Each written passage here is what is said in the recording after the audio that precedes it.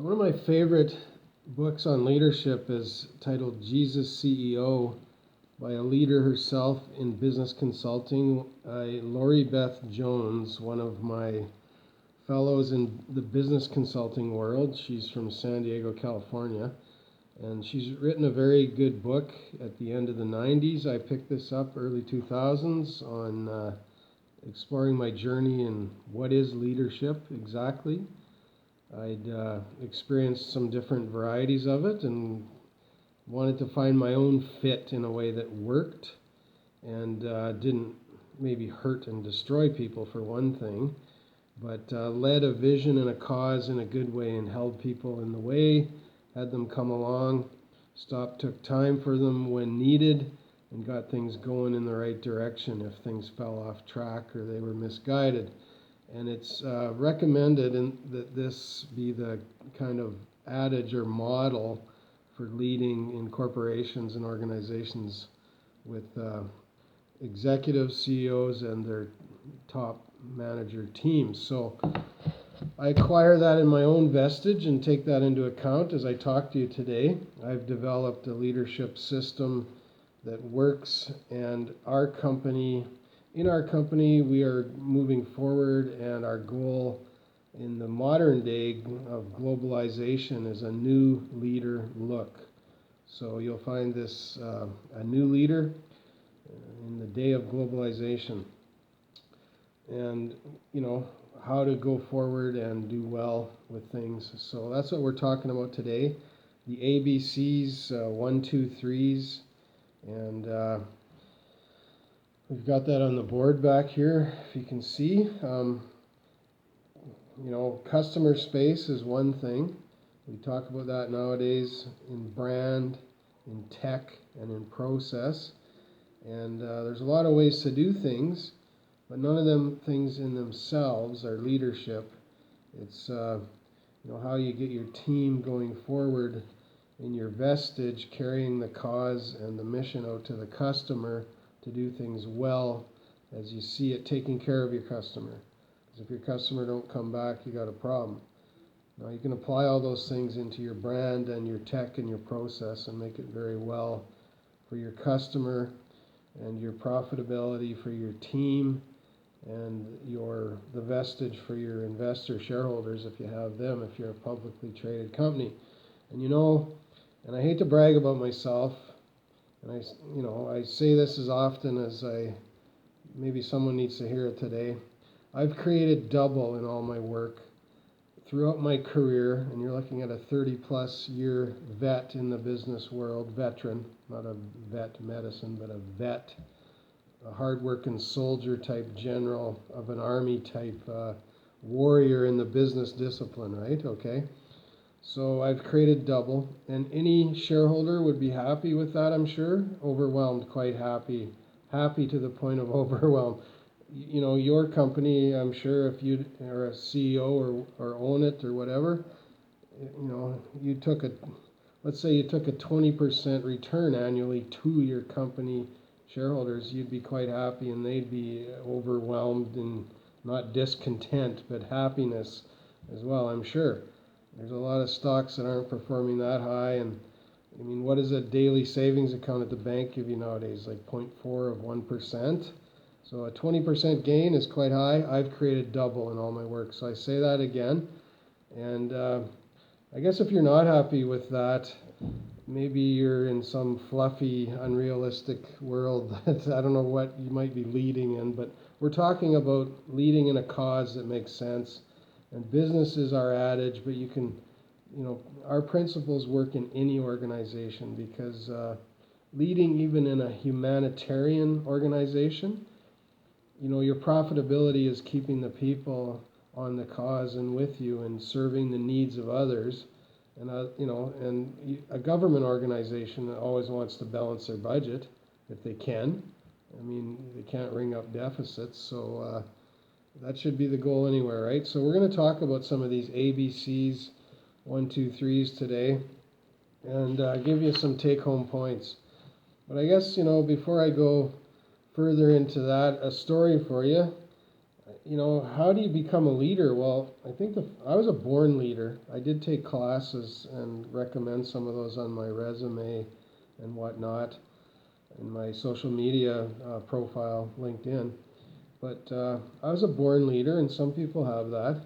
And I think the first time I realized I was a leader was as an 8 or 9-year-old kid. I rounded up a group of young guys, all within 2 years of my age, younger or my age, and we went on a backpacking trip at the age of 8 or 9. And two of my brothers and my younger brothers and two the neighbor boys across the street, or back alley, I mean. And the 5 of us, under my tutelage or leadership, whatever you want to call it, we hiked out a mile and a half out of town, a great big hike journey. And we camped in an old abandoned farmyard that nobody lived in anymore, but had trees all around it. It was nice. And why did I get this idea? I don't know. Every time the Sears catalog would come, you'd flip it open and you'd see all the sporting goods and hiking, for that limited edition. And we got these little backpacks, and much like the kids nowadays carry their huge book packs and lunch and stuff to school, but that's what we had, our Boone Crockett hats. And so off we went, and our dads came by at midnight in a truck. We didn't know that, but they looked in on us and sat there in their truck and saw our tents, and all was quiet and well. We were sleeping.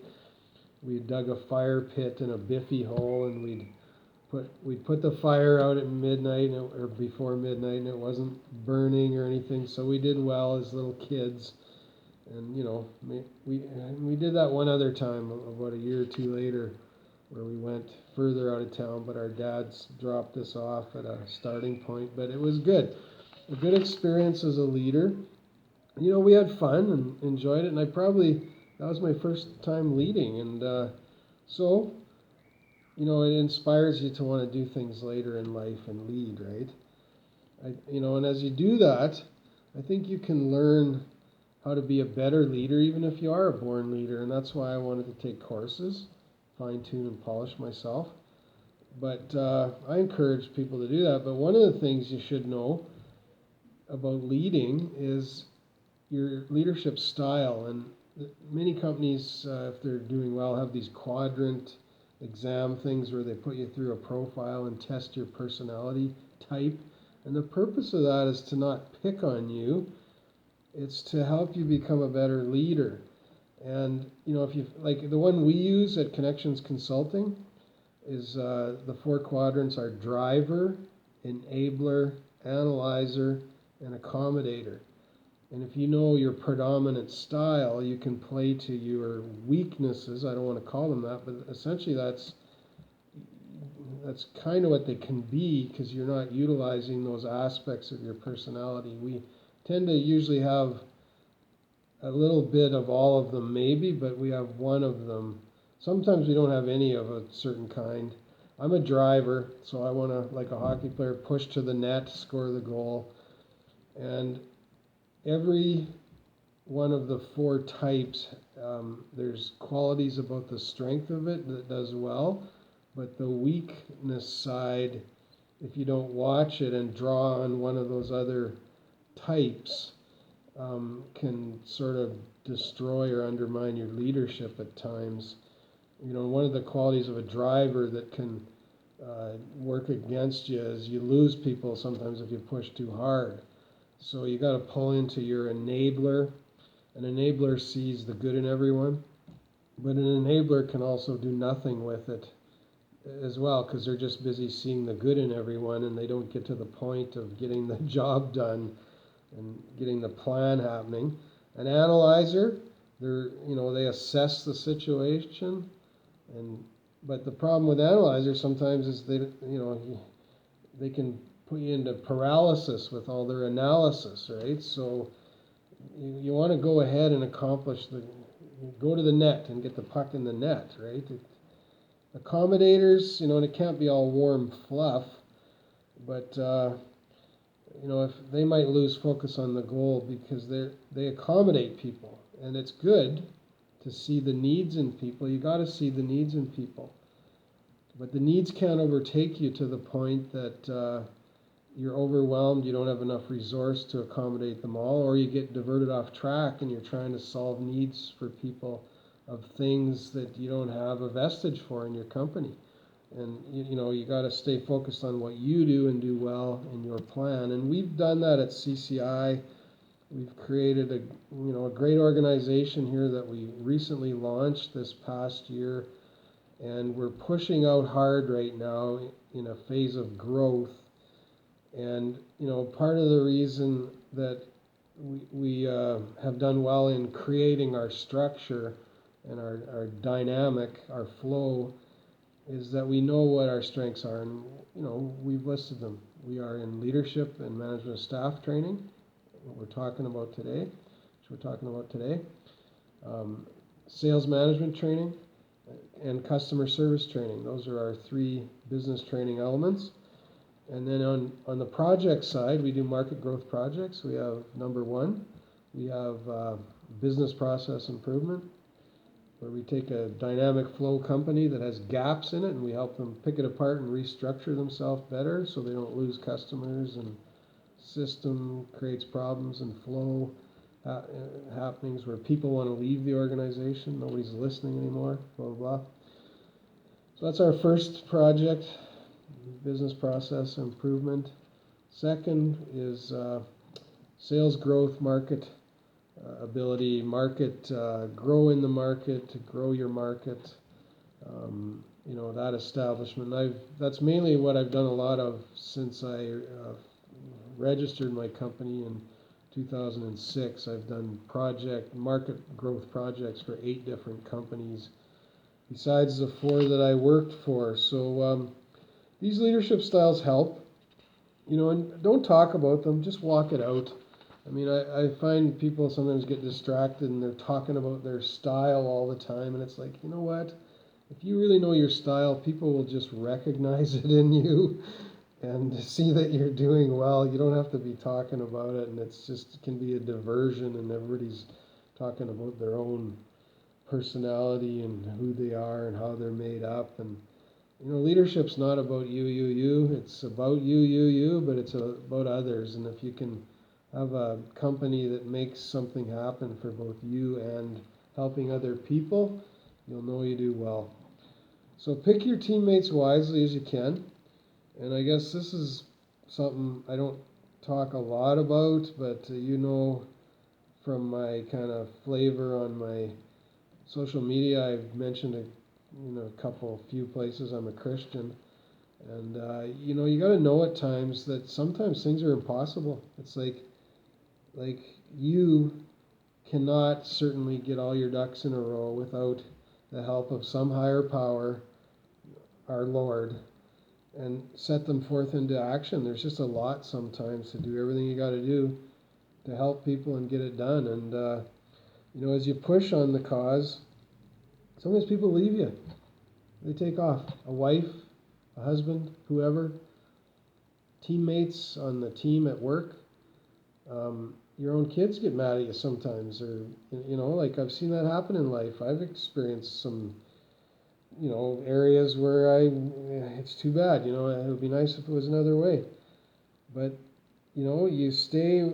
There's people that stay too. It's not all bad, and then you get some new people come in that want to help you too and be part of the mission or cause that you have. So you gotta know, in when it's challenging, just keep focused. Don't lose sight of what you were meant to be doing. And you can't always be picking up the pieces of the puzzle. You gotta sometimes just go forward. And a leader always knows, like, you stand alone in those key times. And even if some aspects of your life people have walked out or things have been kind of fallen apart, you don't give up what you were made to do and just quit your job and go live on a yoga journey in Africa for 20 years. I don't know how you'd survive if you did, but you have skills and you're made to do something. So the goal, you might take some time out. I took two different sabbaticals in my life, and I'm in my mid-50s, you know that. I took a 3-month sabbatical one time early in career, and then I took a 2-year sabbatical. And part of that has helped shape and tailor my journey into the direction it's went today, to be really grounded in truth and kicking my leadership journey in this sales management and customer service leadership company to a whole new level. So that's where I am with that. And I'm Bernie May. I never told you that at the forefront, but that's who I am. You know me now, I think, if you've been following me.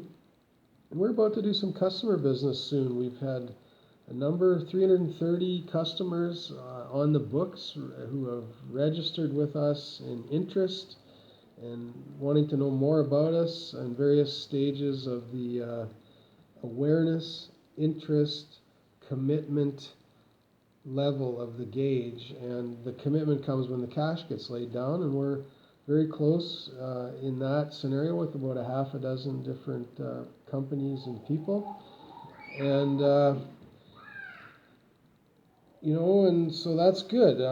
We're about building successful people and organizations, and our motto or our mission, you've heard us say it more than once, building professional customer service into people, businesses, and organizations. And we have a global focus and reach. We know people around the world, and we're based here in Strathmore, Greater Calgary area, Canada. CCI, Connections Consulting. So the new leadership paradigm is something that you want to know about in a big way, because as globalization has taken fold in the last 20 years, the old leadership economies have started to fall apart, and how people relate to you. Loyalty is different. New adages are in place. Some of the old ones still work, so we're about modern day innovation and ancient wisdom combined. And you'll find in Lori Beth Jones's book, she uses that term, ancient wisdom. Well, we use that term, but we also say modern day innovations, because in the modern day of global market economies, unless you apply a new leadership way, I mean, there's companies going broke every day. People falling off the map. I mean, it's not like it used to be. Customer loyalty, employee loyalty to leadership, and leadership, I don't want to use the word loyalty, but the quality of keeping people and commitment has crushed a lot of people's lives in the last 20 years. Thinner margins, all kinds of stuff. Pensions have almost disappeared in a lot of companies. So this video makes sense, because there is a new way, and you got to make it work for you. And some of the good ones that are still around, and they're still thriving. And lots of them are maybe wondering, and are partly wondering, where their next buck is coming from. And I know that in North America alone, and we've been a very prosperous continent. In the States alone, 15 years ago in the news, they were talking about how the average United States American was within 2 months of bankruptcy if they lost their job. So that tells you where we are and where we're leveraged as an economy. So your leadership is important, and you can make a difference in people's lives. So you want to know that and walk in that. So I told you about my story, being a born leader all my life, and I've done some different things. Part of it was my dad's story. I mean, he was a leader. He was a grain buyer, crop input salesman, ran a big progressive business. He was ahead of his time, top in his company. He was always in the top 10 out of about 300 to 500 locations, earning awards in all the different product groups and grain commodity categories. And there's a lot of honor bestowed on his name, not only by me, but people that know him and knew of him, people who'd worked for him, customers, other friends in the community of work. So I go a lot that way as far as recognizing my dad at key times, but I can't, I live off my own reputation as well, because I became a leader and worked into some of my own rewards and awards in my economy of things. And what I did, and he stuck at one thing his whole life, so he racked up a whole lot more awards. I changed and went into education and pursued higher meaning in search of relatable things that I could use someday for my company. Teaching and training and researching those things was important, right?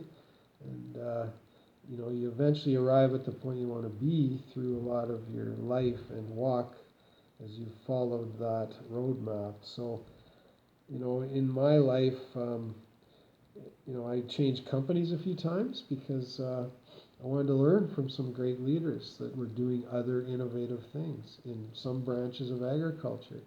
I had 4 major different career types. And, some of the companies I worked for, UGG Herschel, little small team, small town community, I did well. Turned the market. And you can see a record of all my double on my website, connectcon.ca, and Genly Data, connectcon.genlydata, and .com on that one. There's a couple versions of it, but you can Google it, you'll find it. But you can see a record of all my double, and I turned the market there to 70% from 30% when I took it over in 4 years. Those are the kind of things we can do and achieve and teach. Then I led a bigger team in Fort Saskatchewan, Edmonton, for the province of Alberta, 83 retail. So you learn about coaching and principles because you have a looser hold on people. It's not a tight team. You can't manage the same, but you know how to coach. It's part of leadership. And then I worked with AgriTrend, so I was involved with coaching the business element to a network of consultants. Meanwhile, getting deeper knowledge in agronomy as well. I worked for Wolf Tracks, client leadership through brand and my own application of customer service in our model. And they had a good way too, and that's why I joined them. But I'm not giving away what I have and saying it's somebody else's, because I created a lot of this and learned it through my life. But I joined up with people of like-mindedness in some ways too. They had a strong brand push that I maybe learned some key things there, but we called on, I had western half of North America, so grew that market, doubled it. UGG Davidson was a big part of my leadership journey. I had a staff of 25, so a tight staff, a small team at 7 locations all around one major central location, a hub and spoke and fire kind of scenario where you gathered it all in. And it was in a changing time, so the dynamics of that team went through uncertainty and things at times. I had to step up where there was no, step up to bat and hit the ball, where there was no operator's manual. Nobody done it before. So you're pioneering, you're learning new things. You lose people in that, but you gain people and you gain strength with others. And, we had to convert farmer base into new thinking. It was a globalization model. We didn't create it, but we were responding to it, and I was stuck in there to manage it. So that was part of it. I did some volunteering in a church for a while, led teams in ushering administration, and created a whole security model and parking lot attendance, and just made it top shelf, top notch kind of 5-star hotel style service where you pull up and you're treated royally, and people kind of lead you and guide you and direct you. And that was a lot of fun. I enjoyed that. And that was kind of my 6 major core leadership experiences in a career staff model. Now I'm on my own, building my own organization, and we're about to be hiring soon. So I'm enjoying and looking forward to that. But today, this is really an introduction to the fact, or to leadership, in that we have a couple of courses, and we're going to teach to people that already have some experience or that have not much at all. And those are, we've designed our courses such that you could be in positional leadership. In other words, somebody has given you, they've granted you authority or a position, and they said, you're now the boss. You are the leader of this team and this whatever store, this company, and you got to run it. And you know, sometimes you're a born leader, but you've never really done it, and you don't have a lot of confidence yet because you haven't experienced it or explored it in a experience like hands-on doing it kind of way. But you're it, and so you know, that's your position. You're going to do something. You know, whoever had that to give to you, that authority, gave it to you, so you're going to do something with it under their tutelage or their guard, right? They're over you, they're watching, hopefully over you to do a good job and giving you some coaching as well. But we teach principles so that authority, whoever give you the position, can know you're going to learn something too and go on the job and do a good job for him or her running that organization. You know, we also talk about personal leadership, and as an individual, even if you're not leading something, you can have a leadership mindset and, just making the world changing the world around you as a better place. You'll know, anybody that follows me a bit on social media, I talk about things like anti-bullying and that kind of thinking. Equality and equity between human beings, between people, no matter what your gender, ethnic, disability, comp situation or not, all of it, all that life stuff, and that's a leadership mindset. So you don't have to be a leader in that. So the pen is mightier than the sword. You can fight about this stuff, or you can believe, sometimes the words of others can encourage you to think different, and that's what a leadership mind, that we teach that. But our two courses are basic and advanced, and in the basic, you're going to learn some things that the starting leader needs to know. Kind of the key adages, principles, what to do, how to sharpen yourself each day and go in the model of things and do well. In the advanced session, we're taking you, and we only take two components of the basic and review them. There's 6 whole new leadership level things we talk about in the advanced, because you're going up another level. You're now leading not only people, or not only having a leadership mindset, but you're now leading leaders who are leading teams often, right? And I've done that on a couple of counts, 3 or 4 of my 6 careers I listed off. I did that. 4 actually. 3. Well, whatever. I can figure that out. 4.